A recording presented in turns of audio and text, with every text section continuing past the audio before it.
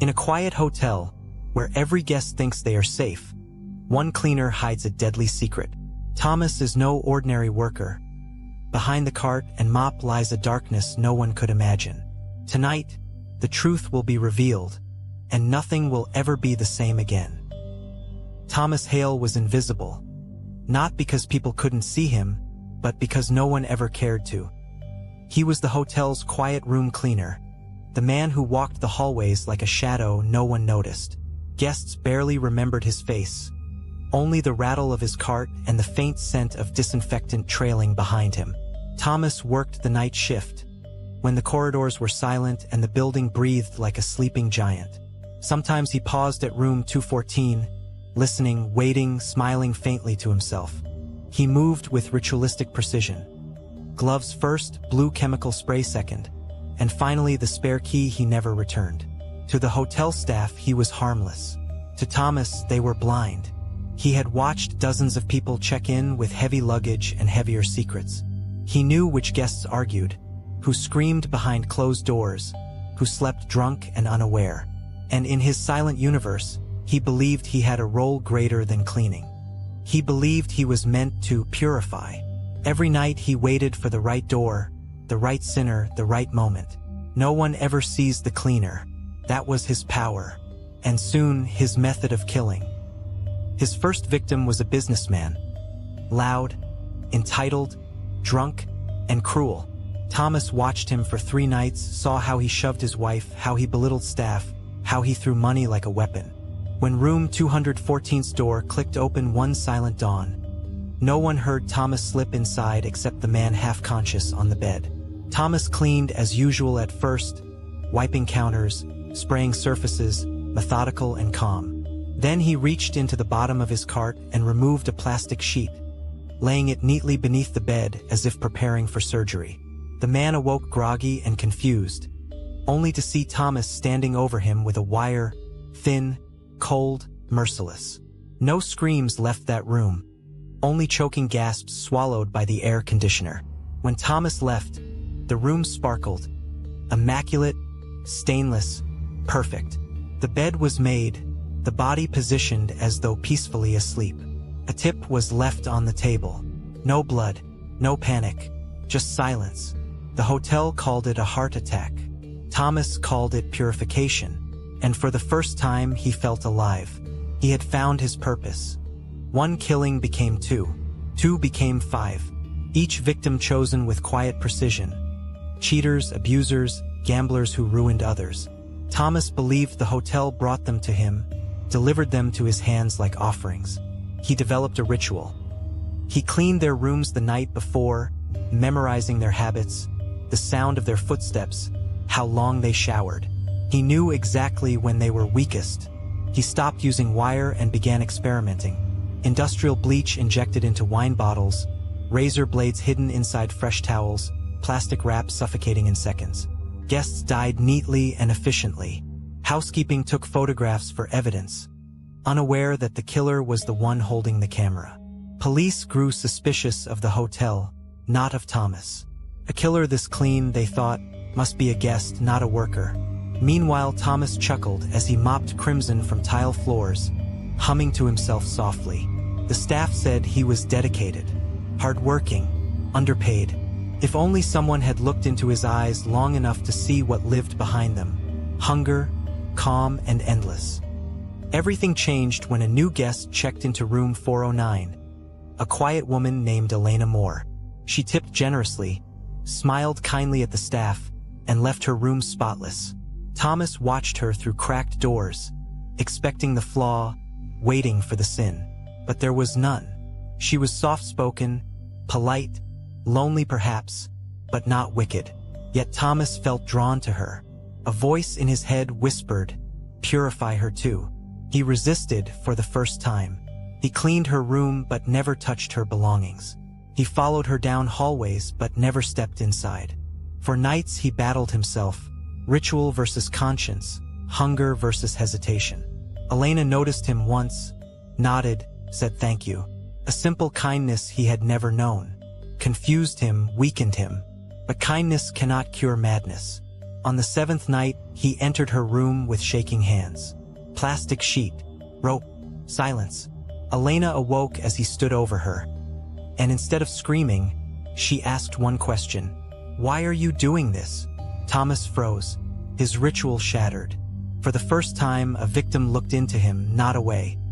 Her question fractured him. No one had ever asked why.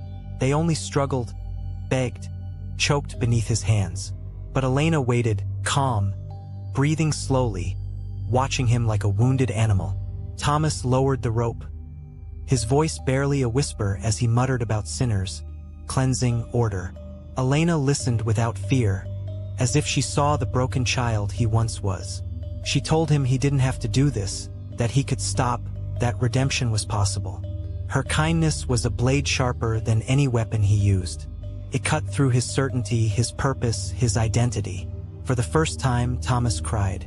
Tears streaked the face of a killer as he collapsed to his knees. Elena reached for him, gentle, foolish, and that softness, ironically, sealed her fate. Thomas lifted his head slowly, eyes dark, voice trembling.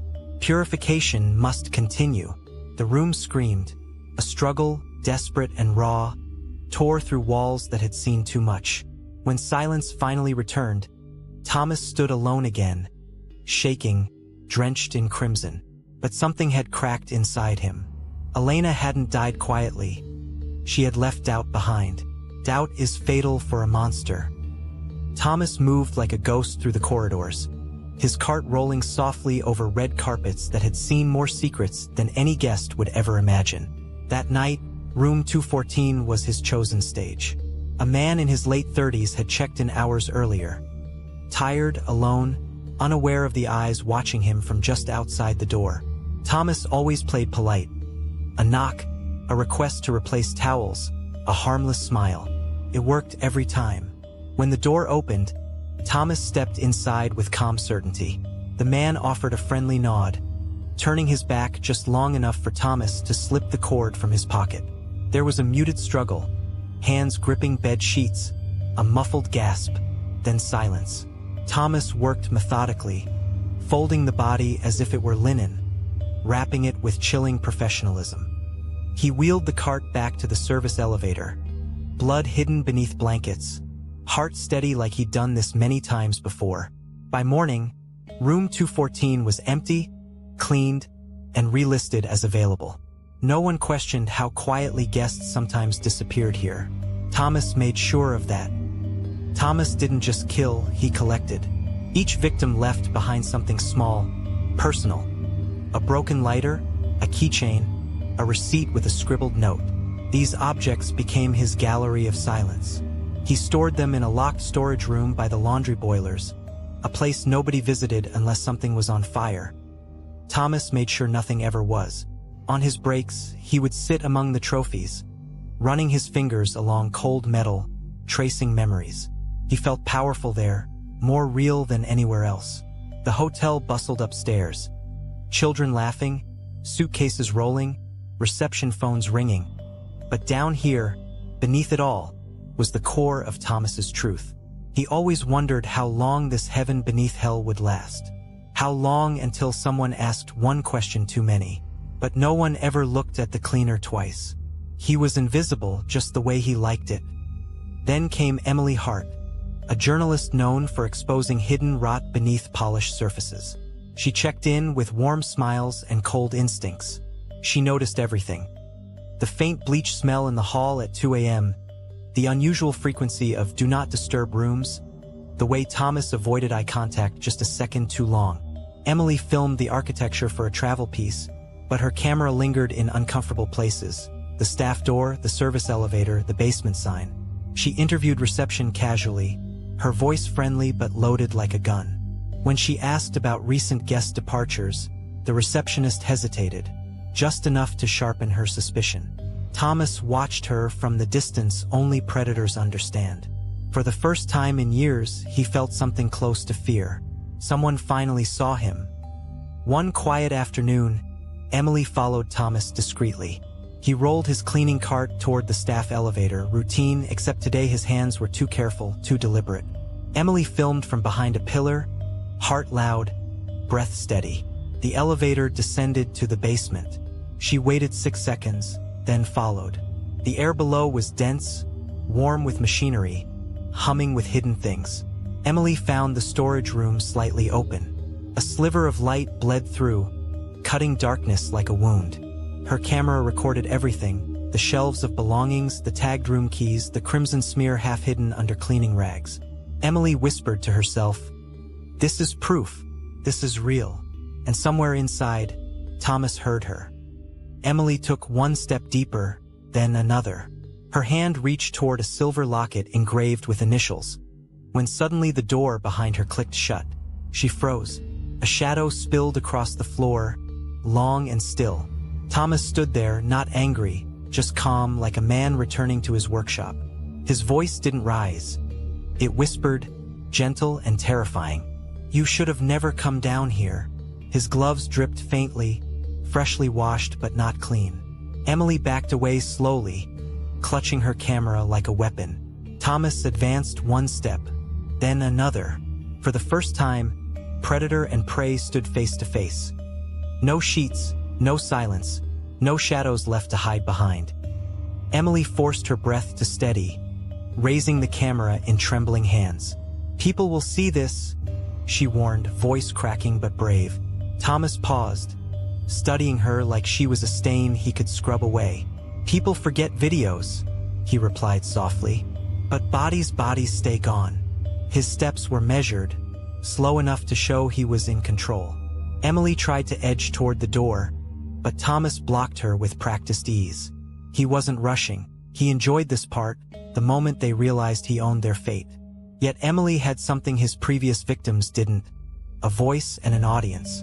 She pressed record and held the screen toward him. His reflection appeared, face pale and unmistakable. That one captured moment rattled him more than any scream. For the first time, Thomas hesitated. Thomas lunged for the camera, but Emily slipped sideways, knocking over a shelf. Keys and trinkets clattered across the floor like screaming memories. She ran deeper into the basement, praying for an exit that didn't exist. Thomas followed, footsteps sharp, breathing faster now, panic creeping into the predator. "Stop running!" he barked, no longer calm. Emily found a second metal door with rusted hinges. She shoved it open and stumbled into the old laundry tunnels, long abandoned and reeking of mold. She could hear Thomas behind her, closer, angrier, desperate to silence her before she could reach daylight. For the first time in years, Thomas wasn't hunting confidently. He was chasing survival. The tunnels twisted like intestines beneath the hotel. Emily ran through the darkness, camera still recording, capturing her ragged breathing and distant footsteps behind her. Pipes dripped, echoing like voices of the dead Thomas buried here in silence. She found a junction with two paths, left toward deeper shadows, right toward faint humming machinery. She chose sound. Sound meant life. Thomas reached the junction seconds later. He didn't speak. He didn't need to. He followed the warmth of her panic like a bloodhound. His shoes splashed in puddles, each step louder than the last. Emily pressed herself against a wall, trying to vanish into concrete. But monsters recognize fear by smell. Emily's hand brushed a breaker box, cold metal under trembling fingers. She remembered her father teaching her how to trip power lines in emergencies. With Thomas only meters away, she snapped one switch down, then another. A burst, sparks exploded like fireflies. The tunnel lights flickered violently, then plunged into darkness. Thomas swore, stumbling blindly. Emily crawled along the wet ground, using the humming pipes as guide rails. She wasn't faster, only smarter. For every step Thomas took, she gained a second. Then she saw it, an old maintenance ladder leading upward to a ceiling grate. A way out. If she could climb before he found her. Emily grabbed the ladder and climbed with shaking arms. Rust bit her palms, metal groaned beneath her weight, but she didn't stop. Thomas heard the scraping and surged toward her, fingers clawing in the dark. She reached the grate and slammed her shoulder against it. Once, twice. It gave way with a shriek. Morning light spilled in, a miracle. She hauled herself through, ripping her clothes, lungs burning like fire.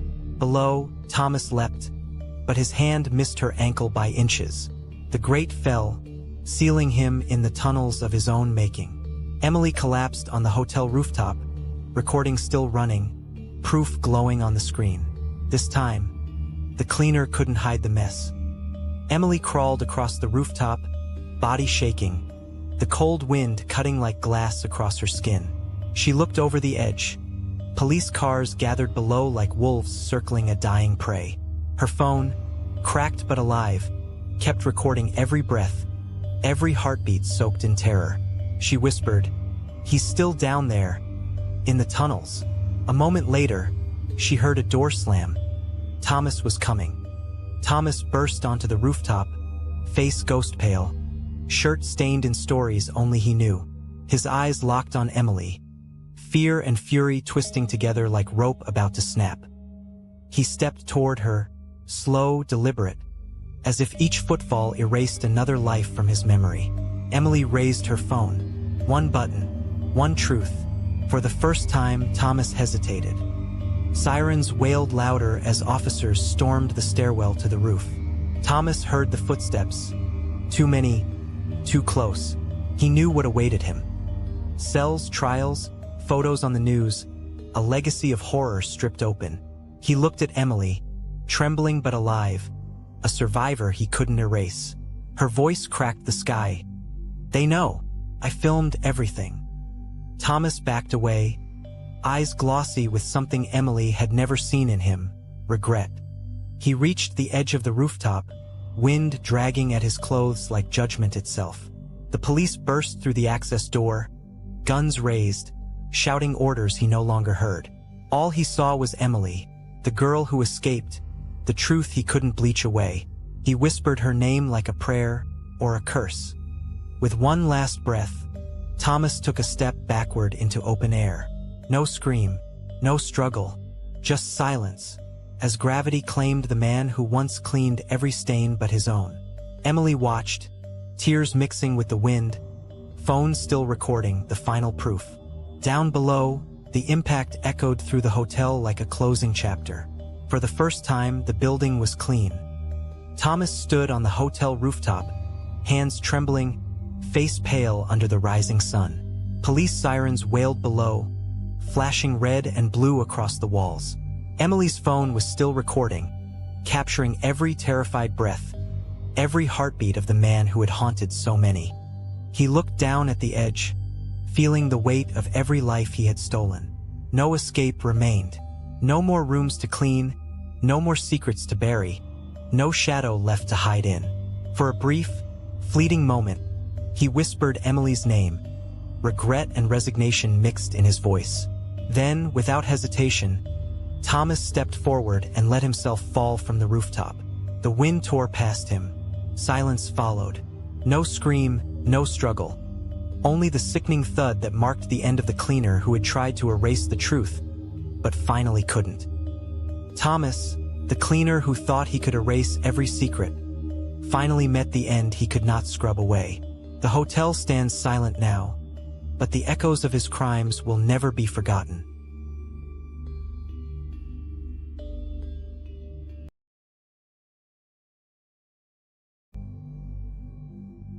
They said the city was safe, but they were wrong. One man, haunted by a power older than time, awakened an army from the shadows. Streets turned to battlefields. Nightmares walked among the living. No one knew what was real, and no one could stop it. Tonight, the story of Hale, the soldier reborn, unfolds. Watch closely, if you dare. They found the room by accident. The hospital, abandoned since the end of the war, was scheduled for demolition. Workers moved through corridors rotted by rain and smoke, kicking aside rusted stretchers and shattered glass. Most of the hospital maps showed only 3 surgical wards, yet a young engineer noticed a faint outline behind a wall, as if another room had once existed there. Curiosity turned to unease when they broke the plaster and dust poured like ash. Behind it stood a sealed iron door, heavy and untouched by time. No hinges, No labels, only a blood-red number burned into the metal, Ward X. When they forced it open, every worker swore they felt a gust of warm breath, like someone exhaled from the other side. A single bed sat beneath a broken light, sheets gray with age. Yet a fresh human skull lay perfectly centered on the pillow, as if its owner had died just yesterday. No smell of decay, no dust on the bone, like something or someone had been watching and waiting. The skull was not dry like old remains normally are. Its color was too pale, too preserved.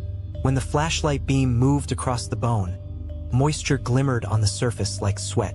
The workers argued human remains should have decayed decades ago. This was fresh. Impossible. Medical files scattered around the bed were faded but legible. One page stood out. Subject: the last survivor. Status: unstable. The report detailed a soldier who miraculously survived a blast that killed his entire unit.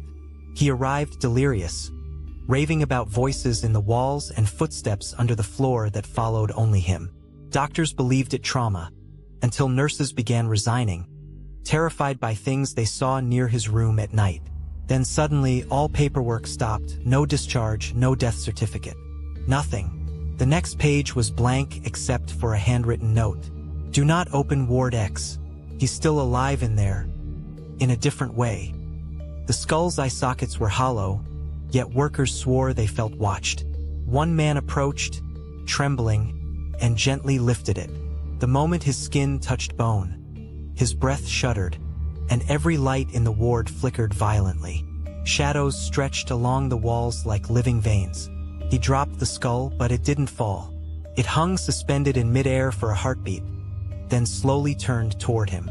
The worker screamed, stumbling back as it hovered, empty eyes fixed on his soul. Just as suddenly, it fell to the mattress with a soft thump, as if nothing happened. But the damage was done. Something woke up. Footsteps echoed from the corridor, although no one was there.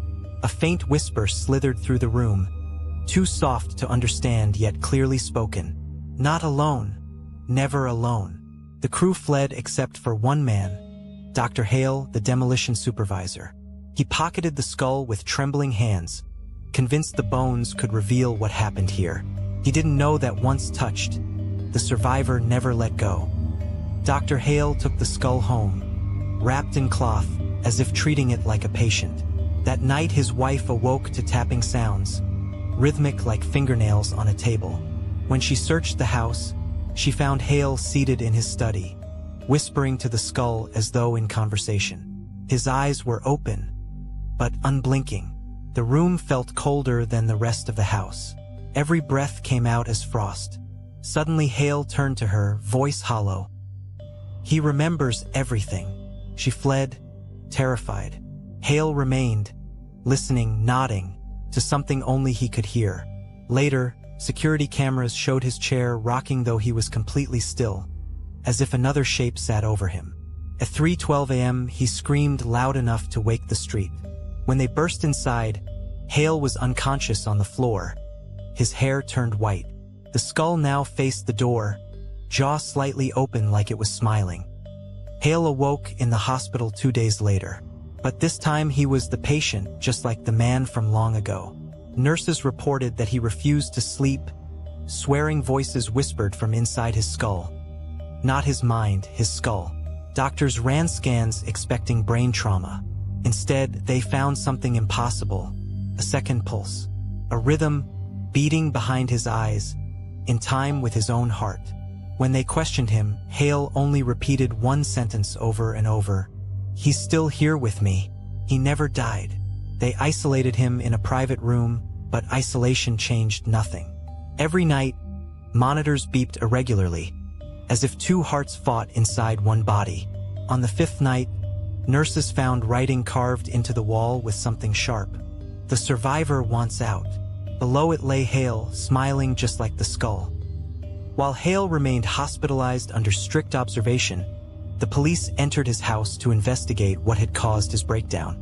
They expected to find medication or stress triggers. Nothing prepared them for what they actually found. The skull was missing. Not taken, not stolen, simply gone. Only a trail of dark, dried footprints led from Hale's study to the front door. Prints shaped like bare human feet, as though someone walked out of the house that shouldn't have been capable of walking. Neighbors later claimed they saw a figure outside just before dawn. No body, no flesh, only the silhouette of a man carrying something round beneath his arm. When detectives checked CCTV, the footage glitched each time the figure appeared, frames dissolving into static as though the camera was afraid to record it. Back in the hospital, Hale woke with a smile and whispered to terrified nurses. He found a new place to rest. 3 days after the skull vanished, strange activity shook the city's old morgue. Workers reported hearing tapping from inside sealed body lockers. One corpse was found sitting upright, eyes open, jaw broken as if it tried to scream. The skull was discovered there, resting on the chest of a fresh cadaver. The forensic team froze. None of them had transported it. No one touched it, but someone or something placed it there deliberately. When the lead examiner leaned close, cold air brushed his ear, and he heard a whisper. Not imagination, not hallucination. Actual words. "Let me finish what war began."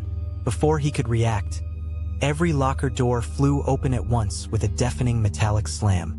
Sheets rustled, toes curled, bodies shifted as if waking. Lights exploded into darkness. Paramedics found the staff unconscious, but the skull was gone again. Only one sentence was carved into the metal table with something strong enough to bend steel. The survivor chooses a host. Back in the hospital, Hale began to change. His voice deepened, echoing like multiple tones speaking at once. He no longer recognized his wife. He asked to be transferred to Ward X, despite never being told the room's name. Doctors restrained him using heavy straps, but he only smiled and whispered, "You can't bind two souls in one body." One night, the cameras captured something impossible. Hale's reflection in the window moved a second later than he did, lagging, delayed, like two versions of him occupying different time frames. By morning, his heartbeat doubled. 2 rhythms, 2 lives. When the psychologist questioned him, he leaned forward and said with hollow calm, "He survived the war, doctor, but he never survived his mind."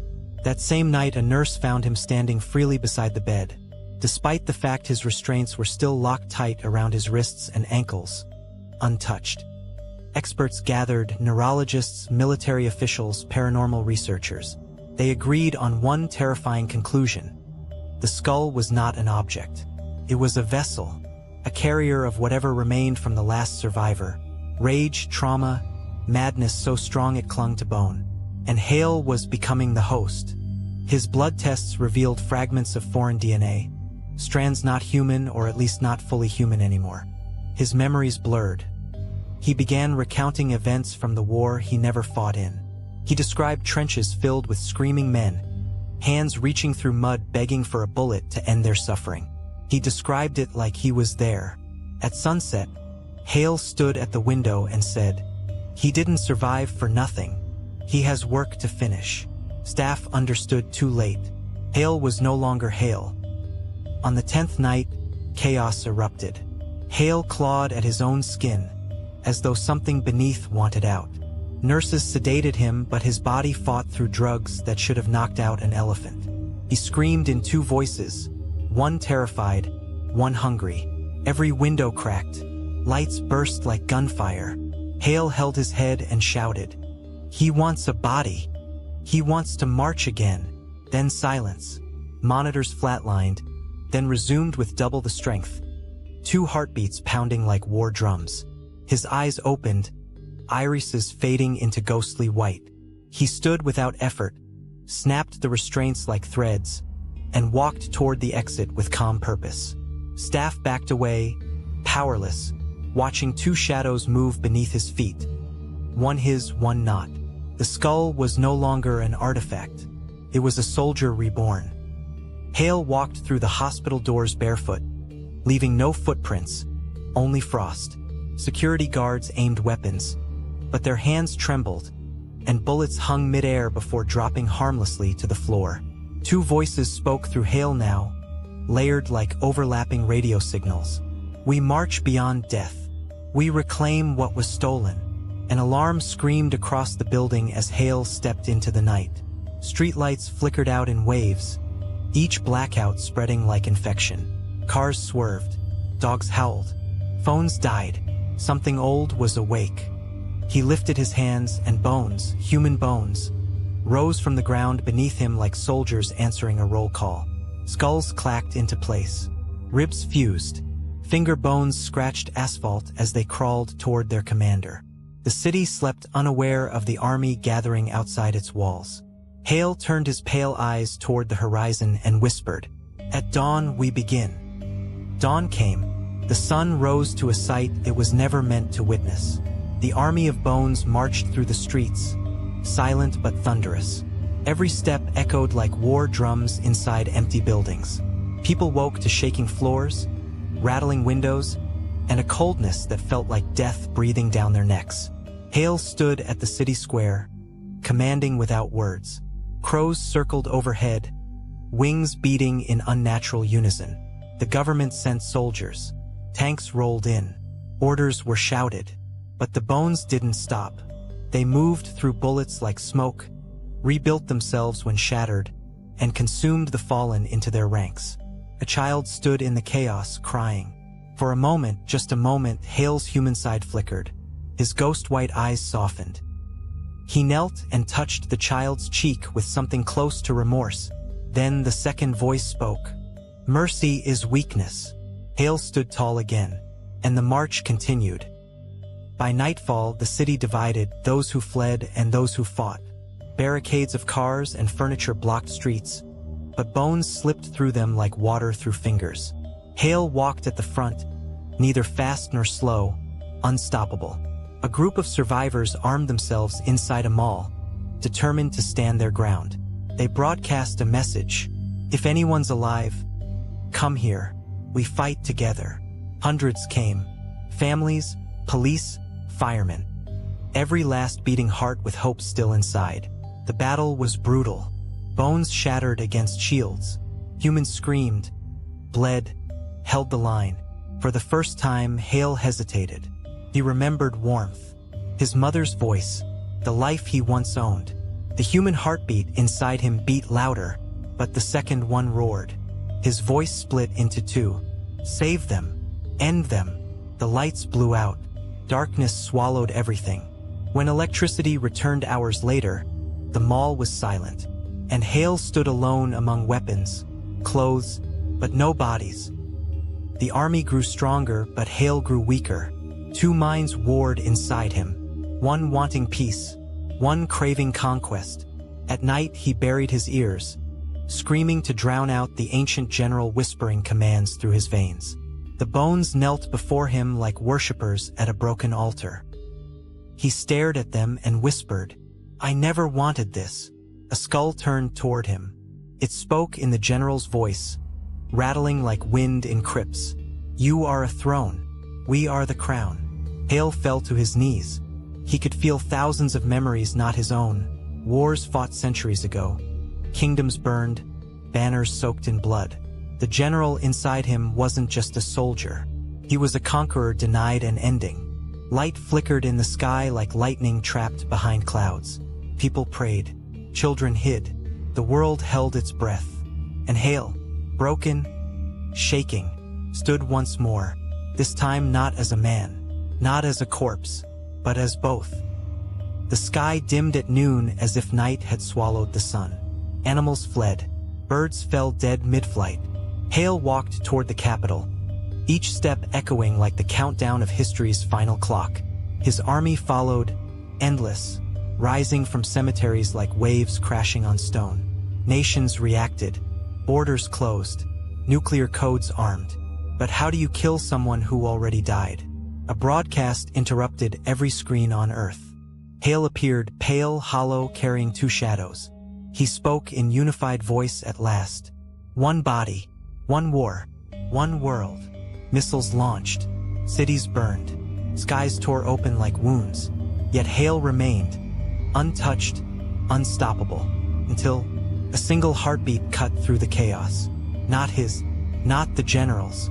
A new one, Inside him, a third life forming. His lips trembled. For the first time, Hale was afraid. The world fell silent, and the story did not end. It simply held its breath, waiting for what that heartbeat meant. Inside Hale, the war raged on. 2 voices had become 3, the original human, one barely a whisper. Every street, every corner of the city was reflected in his mind. An endless battlefield. He could hear the screams of every life he'd touched, the cries of every child and adult who had died. He walked alone in a ruined cityscape, each step echoing through centuries of memories that were not his. In the darkest alley, he stopped. Something inside him snapped. For the first time, he felt fear.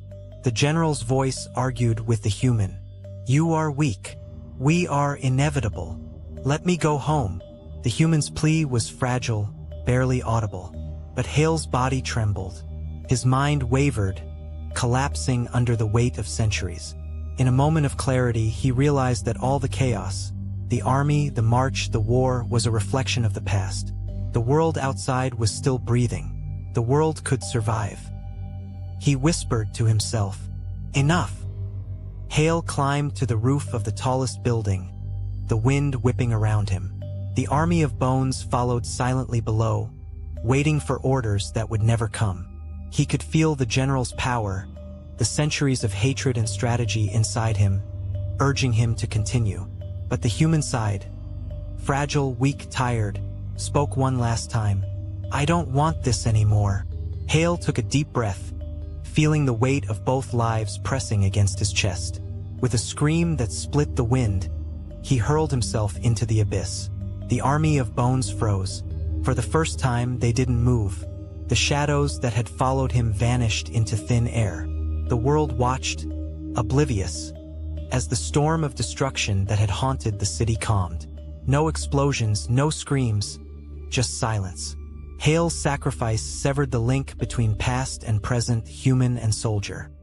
Morning broke over the city. Windows glistened with dew. Birds chirped. Dogs barked. Children played in the streets. The destruction remained, but life returned to a fragile normal. Buildings once threatened by Hale's march now stood silent, human hearts beating within them again. The streets smelled of rain and dust. People emerged cautiously, sensing that something had changed. Police and emergency workers found no trace of the army or the shadows. Only a single recorder, left on the rooftop, played a faint whisper. "Peace for now." The city exhaled. The past had been buried with Hale. Yet in quiet corners, some felt a chill, a reminder that history could awaken again. But life, ordinary, fragile, human, continued, and the world, scarred but breathing, moved forward. Newspapers printed tales of strange events, but no one could explain everything. The city whispered legends of a soldier who never lived, of a man haunted by centuries. Children dared each other to explore abandoned hospitals. Some claimed to see shadows moving in empty corridors. Old-timers spoke in hushed tones about bones that marched, eyes glowing in the night. Yet no one saw Hale again. His sacrifice became myth. Every survivor carried a memory of fear and awe. Some nights, when the wind whistled through buildings, people swore they heard a double heartbeat echoing in the distance. One human, one not. Life went on. Businesses reopened. Lovers met. Children were born. Yet in the quiet of a fading evening, the city paused for a heartbeat, as if remembering a ghost who saved it. Time healed the scars. Nature reclaimed streets. Grass sprouted through cracks. Birds nested in abandoned windows. Humans rebuilt, mindful but resilient. Hale's story faded into whispers, myths told by parents to warn or awe children. No one knew what became of him. His name lingered in memories, carried by those who had survived the nights of terror. Some claimed that on the anniversary of his fall, a cold wind would brush against their necks, reminding them that sacrifices are real and peace is fragile. The world, scarred but alive, exhaled, and somewhere in the fabric of reality, Hale's 2 souls, human and soldier, finally rested. The city, alive again, embraced the ordinary, fragile human life it almost lost. The nightmare had ended. For now, the world could breathe.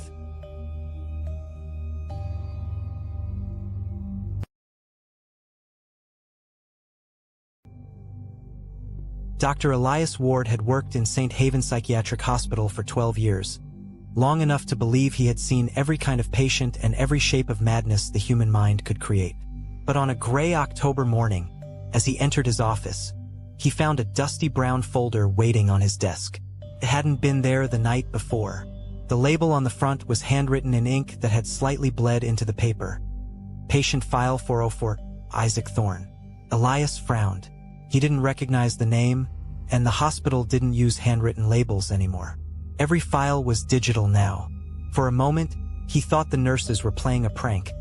But the moment he touched the folder, a subtle coldness crept into his fingers, as if the paper itself had been sitting somewhere far colder than the office. Opening it, he found only a single page. A black and white photograph of a young man standing in the corner of a dark room. His head bowed, arms limp at his sides. No medical notes, no diagnosis, no signatures, just the picture, and a timestamp dated before the hospital was even built. Elias felt something tighten in his chest. This wasn't possible, and yet the file clearly wanted him. Elias carried the file downstairs to the records department, expecting a quick explanation. The clerk at the desk, Marin, was known for her near-obsessive organization. If a patient existed, even for a single day, she would know. When he placed the folder in front of her, she hesitated, her eyes narrowing slightly before she even opened it. "Where did you get this?" she asked. Elias explained, but her expression only darkened. She typed the name Isaac Thorne into the system. No results. Then she tried older databases. Still nothing. "Doctor, this number doesn't even exist in our cataloging system," she said. "We never had a 404 series." Before Elias could respond, the fluorescent lights above them flickered sharply, buzzing as if electricity strained through them. Marin flinched. The folder slid slightly across the counter on its own, stopping only when Elias grabbed it. "I don't think you should keep that," she whispered. He wanted to agree, but the moment she pushed it back toward him, he felt something like pressure behind his eyes, almost like a distant voice insisting he hold on to it. Against his better judgment, he did. Back in his office, Elias placed the file on his desk, but every time he tried turning away from it, he felt a pull, irrational, magnetic, impossible to ignore. Finally, he opened the folder again and studied the photograph more carefully. The young man's face was obscured by the shadows, but the longer Elias looked, the more he felt the figure was standing slightly differently than before, as if his posture had shifted. He blinked hard, shaking off the thought. Stress, fatigue, nothing more. But then he noticed faint markings behind the patient in the photograph. Symbols scratched into the wall, circular patterns, lines intersecting, almost like ritual inscriptions. The timestamp beneath the photo flickered faintly, the numbers shifting, then returning to the original date. Elias froze. Digital manipulation? Impossible. It was a printed image. But the date definitely changed. A chill ran down his spine. Suddenly, his office phone rang loudly, startling him. When he answered, there was nothing but static, and beneath it, the soft sound of someone breathing. Slow, deep, controlled. He hung up immediately, but the phone rang again, and again, until the sound of breathing grew sharper, as if whoever was on the line was getting closer. Elias unplugged the phone, his pulse quickening, but the ringing persisted for 3 more seconds even after it was disconnected. Something that should have been impossible. When it finally stopped, the silence in the room felt too heavy, as if the air itself was waiting. He returned his gaze to the photograph, and his breath caught. The figure's head, previously bowed, seemed slightly raised now, as if looking at the camera. His face was still hidden in darkness, but a faint outline of a smile or something like one appeared at the corner of his mouth. Elias stood abruptly, knocking his chair back. His instincts told him to leave the room, leave the file, leave the hospital, but the rational part of his mind demanded answers. He grabbed a magnifying lamp, leaned over the photo, and examined the strange symbols carved on the wall behind the figure. They looked almost familiar, like ancient sigils used in rituals involving confinement or summoning. Why would they appear in a psychiatric patient's photo?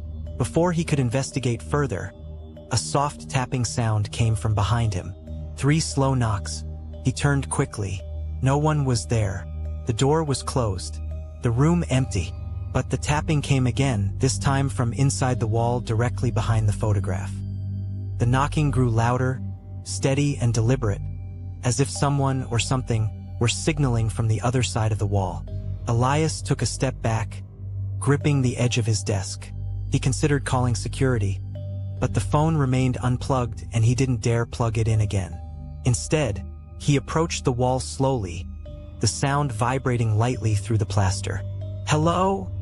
he whispered, hating how unsteady his voice sounded. The knocking stopped. Silence. Then, faintly, a low whisper seeped through the wall. A voice, male, strained, distant, spoke a single word, "Doctor." Elias stumbled back, heart racing. The voice was the same rhythm, the same slow breathing he'd heard through the phone. He turned toward the file again and froze. The photograph had changed once more. The figure, previously in the corner, was now positioned closer to the camera. Much closer. His face still hidden, but his hand, pressed flat against the wall, was now clear, and the symbols behind him glowed faintly, as if reacting to something. Elias felt dizzy. Either he was hallucinating, or the man in the picture was trying to reach him. And worse, he was succeeding. Elias forced himself to breathe slowly as he locked the photograph back inside the folder. Whatever was happening, he needed another mind he could trust. Someone who wouldn't dismiss him as delusional. Marin. She was strict, rational, and famously stubborn when it came to unexplained records. If anyone could help make sense of this, it was her. He grabbed the folder and made his way toward the records department again. The hallways unnervingly quiet for midday. When he arrived, her desk was empty. She never left during shift hours. A faint clicking sound echoed from deeper inside the archive room, like metal tapping on metal. "Marin?" he called softly. No answer. He followed the sound through rows of file cabinets until he found her standing motionless, facing a wall. Her hands hung at her sides, her head tilted slightly, the way someone listens very carefully to a whisper. Elias approached slowly. "Marin?" She turned her head toward him with mechanical stiffness, her eyes unfocused. "He's calling," she murmured. From behind the walls, Elias felt his skin crawl. In her hand, she held a torn scrap of paper. He gently took it, realizing it was ripped from the same photograph in his folder. The scrap of paper contained only a fragment of the image, a portion of Isaac's hand pressed against the wall. But here it looked sharper, almost three-dimensional, as if the photograph had been captured from a different angle. "Where did you get this?" Elias asked, trying to keep his voice calm.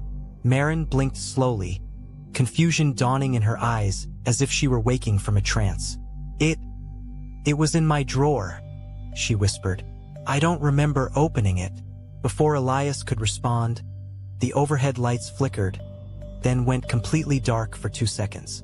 When they came back on, the filing cabinets at the far end of the room were open, every single one. Papers scattered across the floor as if a violent burst of air had blown through. Marin gasped and clutched Elias's arm. "This isn't normal. Doctor, we need to leave." Elias wanted to agree, but something tugged at his thoughts again. A pulse, like a silent call. The folder in his hand felt heavier, almost warm. And then, faintly, from between the rows of open cabinets, came the same slow breathing he'd heard through the phone. Isaac's breathing, getting closer. Elias grabbed Marin's wrist and guided her out of the archive room, the heavy sound of breathing following them like a presence with weight and intention. When they reached the hallway, he shut the door firmly, but the wood vibrated once. Just a single knock, as if something inside objected. "We're going to my office," Elias said. "I need to understand what this thing wants." Marin stared at him, bewildered. "Thing? Doctor, That's a person in the picture. No, Elias cut her off. It was a person. His voice echoed strangely down the corridor. They hurried through the halls, the lights above them flickering in a pattern. 2 short flashes, 1 long, repeating like a signal. When they entered Elias's office, the folder on his desk slid an inch toward them on its own. Maren gasped. Elias approached it cautiously. The photograph inside had changed again. Isaac stood even closer now, so close his shadow spilled beyond the photograph's frame. But something new had appeared in the background. A faint silhouette behind Isaac, tall and contorted, its limbs too long to be human. Maren stepped back in horror. There's someone else with him. Elias's heart pounded. No, he whispered. I think that's what's controlling him. Maren backed against the office wall, trembling. We need to destroy it, she said. Burn the file, shred it, anything. Elias wished it were that simple. Every instinct told him that whatever Isaac had become was no longer bound to the photograph. The file was only a doorway. Something on the other side wanted through. He opened the folder again, forcing himself to look. For the first time, Isaac's face was partially visible, half lit, half lost in shadow. His skin looked pale, stretched too tightly, and one eye stared directly at Elias with chilling clarity. Not pleading, not afraid, acknowledging him, recognizing him. Maren covered her mouth to stifle a scream. The tall, distorted silhouette behind Isaac now seemed to curl around him like a puppet master working invisible strings. Elias shut the folder quickly. We need to find where this photo was taken, he said. If we understand the origin, maybe we can sever the connection. Maren looked at him as if he were insane. You want to get closer to this, Elias? What if it's already inside the building? A sudden gust of cold air swept through the office, extinguishing the small lamp on his desk. In the darkness, something whispered, Doctor! The whisper came from the far corner of the office, where the shadows pooled unnaturally thick, as if the darkness itself had mass. Elias reached instinctively for the light switch, but the electricity flickered and died before he could touch it. Maren clung to his arm. He's here, she breathed. Elias, he's in the room. A soft dragging sound crossed the floor, like bare feet sliding slowly across tile. Elias squinted into the dark and saw movement. A subtle shift, a figure rising from the shadows. Not fully formed, not entirely solid, but unmistakably Isaac. His posture matched the one from the photo, head tilted forward, arms limp. What made Elias's blood run cold was the second shape behind him, the tall, contorted silhouette, its long fingers reaching around Isaac's shoulders like it was guiding him forward. Isaac's voice, hollow and layered with another deeper voice beneath it, whispered, For 04, open the door, Maren whimpered.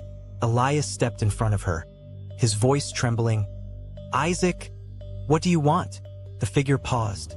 Then, with a twitching motion, it lifted its head. 2 eyes, black, depthless, opened in the darkness and fixed on Elias. You, it answered. Elias felt the air in the room shift, as if the temperature dropped another 10 degrees. Isaac's figure stepped forward, each movement jerky and unnatural, like something was tugging at invisible threads. The tall silhouette behind him followed, its limbs unfolding in ways that defied anatomy. Why me? Elias whispered. Isaac tilted his head again, the motion cracking like dry wood. You opened the file, the layered voice replied. You saw the doorway. Elias swallowed hard. Maren clutched his coat from behind, trembling. Elias, don't talk to it. But Elias couldn't look away. He felt the pull again, that silent pulse invading his mind. It wasn't just Isaac reaching for him. It was the thing behind him. The shadow stretched one of its elongated arms, reaching across the room. Not physically, but as a distortion in the air, bending the space between them. Papers on the desk fluttered. The photograph inside the folder moved on its own, sliding toward the edge. Elias stepped back, but the shadow's hand extended further, its outline flickering like static. "Come through," Isaac whispered. "It needs you to cross. It can't enter alone." Elias felt something cold brush against his cheek, yet nothing visible touched him. Marin snapped out of her terror just enough to pull Elias backward. "We're leaving," she hissed. "Now." But the office door slammed shut on its own, the handle twisting violently as if something pressed against it from the outside. Trapped, Isaac's shape drifted another step closer. The shadow behind him pulsed, its form rippling like ink dropped in water. "It chose you long before today," Isaac murmured. "Your mind is open." Elias shook his head violently. "I didn't choose anything." But even as he said it, memories surfaced. Moments he couldn't explain. Hearing faint whispers weeks ago, lights flickering even before Isaac's file existed. Had it been calling him all along? Marin noticed his expression. "Elias, what is it? What aren't you telling me?" Before he could answer, the shadow stretched taller, filling the corner of the room, its presence pressing against their lungs like weight. Elias clutched the folder tighter, desperate. "There has to be a way to cut the connection," he muttered. Isaac slowly lifted a hand and pointed at Elias. "There is." The shadow's voice overlapped his own, deeper and hollow. "Let me in." Elias stumbled backward until his spine hit the wall. "No," he whispered. "You're not getting inside my head." But the shadow moved like smoke with purpose, drifting toward him. Isaac followed, his steps silent, his expression devoid of humanity. Marin shoved a metal chair between Elias and the advancing figures, her voice shaking. "Stay away from him!" The shadow paused, its outline flickering as if studying her. Then, with a violent jerk, the chair flew across the room, crashing into the wall beside the door. Marin froze. Elias grabbed her wrist. "Don't provoke it," he warned. Isaac lifted his head, those bottomless eyes reflecting no light. "The door is open," he said. "You felt it. You always felt it." Elias's mind pulsed with pressure, like a hand pushing from the inside of his skull. He gritted his teeth, fighting it. "I'm not your doorway." The shadow extended both its arms now, and the room dimmed as if all light were being drawn into its form. The file on the desk snapped open. Pages flipped violently to the first photograph. Isaac's image in the photo had changed again, now staring directly outward, both arms reaching forward, mirroring the creature in the room. The pressure in Elias's head intensified, becoming a rhythmic pulse that aligned with the shadow's movements, as if the creature were syncing itself with him. Marin shook his shoulders desperately. "Fight it! Elias, stay with me." Her voice cracked with fear. The shadow leaned closer, its form unraveling into tendrils of darkness that swirled toward Elias's face. Isaac stood behind it like a hollow vessel, his mouth slightly open, repeating a faint whisper, "Open, open!" Elias squeezed his eyes shut, forcing his thoughts to focus. "You're not real," he whispered. "You're projection manipulation." But the shadow reacted, its form tightening. A deep rumble echoed through the walls. "I am the doorway," it replied, its voice shaking the room. The lights above them burst with a sharp pop, showering sparks. Elias fell to his knees, gripping his head as waves of cold surged down his spine. Marin knelt beside him, shielding him with her arms. "Leave him alone," she screamed. The shadow stopped. Then slowly, impossibly, it turned its faceless head toward Marin. The temperature dropped again. Isaac's whisper changed. "Another door." Elias forced his eyes open and saw the shadow reaching for her instead. "No!" Elias pushed himself up, adrenaline breaking through the crushing pressure in his skull. He stepped between Marin and the shadow, his breath shaking, his hands trembling but raised in defiance. "Take me," he said. "Leave her." The shadow paused, its tendrils retracting slightly as if considering the offer.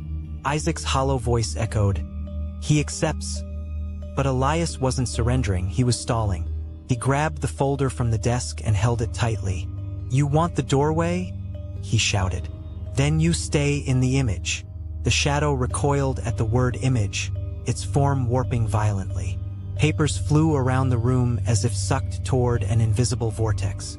Elias flipped the folder open to the page containing Isaac's photograph and thrust it forward. The shadow screeched, an impossibly layered sound, and surged toward the image. Isaac's figure trembled, pulled like a reflection back into glass. Marin covered her ears. The room shook so violently that cracks spread across the walls. The shadow lunged, but Elias forced the folder shut with all his strength. A thunderous impact echoed through the room. Silence followed. Elias collapsed to his knees, breathing hard. Marin crawled to him. "Elias? Did you trap it?" He didn't answer, because the folder in his hands was warm. Marin rushed into Elias's office, breathless, her hands trembling as she held up a small metallic object. "You need to see this," she said. It was a key, old, rusted, and engraved with the same strange symbols from the photograph. "I found it in the records room, inside a drawer that's been locked for years." The drawer opened by itself. Elias stared at the key, feeling the same cold presence that clung to the patient file. "What does it unlock?" he asked. Marin shook her head. "I don't know, but there's more." She handed him a torn piece of paper, clearly ripped from an older document. On it was a diagram and architectural layout. Elias recognized it instantly, the basement level of St. Haven. But there was a room he'd never seen before, unmarked, hidden between two storage chambers. Room B13. A shiver ran through him. "We need to check it," Marin said. Elias hesitated. Every instinct screamed that this was exactly what Isaac, or whatever was controlling him, wanted. But they couldn't stop now. Not when the hospital itself seemed to be unraveling. He nodded slowly. "All right, but we go together." The elevator rattled as it descended to the basement, the lights flickering in a stuttering rhythm. Elias clutched the key in his hand, feeling its jagged edges digging into his palm. Marin stood beside him, silent but visibly afraid. When the doors opened, a wave of damp, stale air washed over them. The basement smelled older than the rest of the hospital, like a place time had abandoned. With a flashlight in hand, they followed the layout from the torn paper. Every step echoed too loudly, as if the hallways were listening. They passed storage rooms, outdated equipment, empty trolleys, until they reached a dead end. Except, it wasn't a dead end. Elias pressed his fingers against the wall. The texture was different, thinner, almost hollow. "This is it," he whispered. Marin shone the light at the wall, revealing faint outlines of a sealed doorway. The symbols on the key matched markings etched faintly around the edges. "Try it," she said. His hand trembled as he lifted the key, fitting it into a hidden slot barely visible beneath the plaster. Clicked. The wall shuddered. Slowly, impossibly, it began to slide open, revealing darkness deeper than any hallway they had passed. Inside room B13, the air was colder, unnaturally cold. Their breaths fogged instantly, forming pale white clouds. The flashlight beam cut through the darkness, revealing a chamber lined with reinforced steel panels, each inscribed with symbols identical to those in Isaac's photograph. In the center of the room stood a single metal chair bolted to the floor. Restraints dangled from its arms. Elias felt his stomach twist. "This was a containment room," he said quietly. Marin approached the chair, noticing deep scratch marks on the floor, as if something or someone had been dragged violently. Suddenly, the flashlight flickered, dimmed, then recovered. When it did, Elias saw something that made his heart stop. A figure stood in the far corner, motionless, head bowed, just like the picture. Marin gasped, gripping Elias's arm. "Is that Isaac?" Elias whispered. But something was wrong. The figure didn't breathe, didn't shift. It was as still as a corpse. "Stay back," Elias said, stepping forward cautiously. But as he approached, the figure dissolved into shadow, like smoke dispersing, leaving only the empty corner behind. And on the chair lay a new photograph, fresh, still warm. Elias lifted the new photograph with trembling fingers. It showed room B13 exactly as it was. Same chair, same walls, but with one horrifying difference. He and Marin were in the picture, standing exactly where they stood now, looking directly into the camera. Yet neither remembered being photographed. Marin backed away, shaking her head. No, this is impossible. Before Elias could respond, the steel walls emitted a low metallic groan, vibrating as if something were moving behind them. The symbols etched across the panels began to glow faintly, pulsing like a heartbeat. Elias stepped toward the wall, drawn by the rhythmic tremor. He placed his hand against the cold metal. Instantly, a surge of visions flashed through his mind. Isaac strapped to the chair, screaming silently. Doctors surrounding him, chanting something ancient. The walls closing in as light bled from the symbols. Then darkness. Elias stumbled back, gasping. Marin grabbed his shoulders. "What did you see?" Before he could answer, the door behind them slammed shut with violent force, sealing them inside. The lights went out, and from somewhere in the pitch-black room came the unmistakable sound of slow, deliberate breathing. The darkness in room B13 felt alive, shifting with each breath Elias and Marin took. Elias fumbled for the flashlight, but when it flicked on, the beam illuminated something that sent ice through his veins. Isaac stood directly in front of them, only inches away. His face, once hidden, was now fully visible. Sunken eyes, lips cracked, skin stretched unnaturally tight across his skull. But worst of all was his expression. A twisted, ecstatic smile, as if he had been waiting for this moment. Marin screamed, stumbling backward, but Isaac didn't move. He didn't need to. Elias felt something press into his mind. An overwhelming flood of whispers, memories, commands not his own. Isaac leaned forward, though his body remained perfectly still, and the room's symbols flared brighter, casting violent shadows around them. "He was never a patient," Elias whispered, realization dawning with terror. "He was the reason the room was built." The flashlight sputtered, dying. Darkness swallowed them again. Isaac's breathing grew louder, closer, surrounding them from all directions. And in the suffocating black, a final whisper seeped into Elias's ear. Cold, certain, inescapable. "Doctor, you're next." Darkness wrapped around them like a living creature, suffocating, pulsing with Isaac's unnatural presence. Elias felt his sanity fraying, whispers clawing inside his skull. But then something changed. The symbols on the steel panels began to pulse irregularly, flickering like a heartbeat losing rhythm. Isaac's form wavered, his once confident smile twitching. Marin noticed it first. The symbols, Elias, they're reacting to him. A thought sparked in Elias's mind. Room B13 was never meant to contain a patient. It was designed to bind something ancient, something that had taken Isaac. And if the symbols weakened, Elias grabbed the flashlight, smacked it against his palm until it flickered to life for a second, just long enough to illuminate the symbols. "Light," he whispered.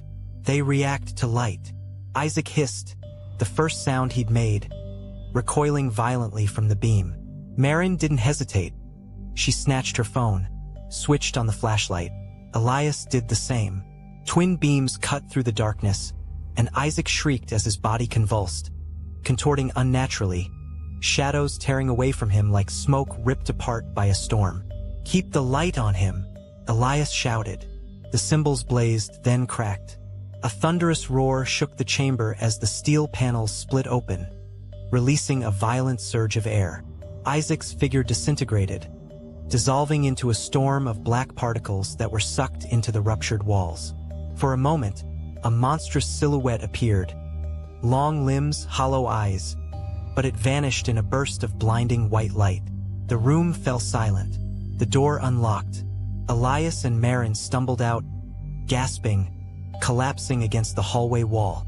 Behind them, room B13 sealed itself once more. This time, permanently. Marin whispered, voice shaking, "Is it over?" Elias looked at the faint light under the door. then at the shattered symbols. "For now," he said. But whatever Isaac became, he wasn't the last. They thought the nightmare was over, but in the shadows of St. Haven, some doors never stay closed. Are you ready to open yours?